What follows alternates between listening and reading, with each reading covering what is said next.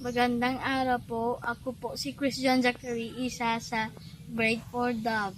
At nandito tayo po sa isang uri ng likas na yaman. Ito po ang yamang lupa.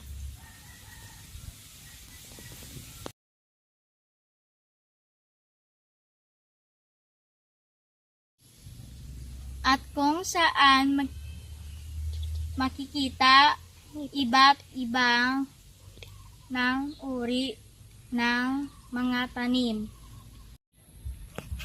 tulad ng talong, ampalaya, pipino, palay at iba pa.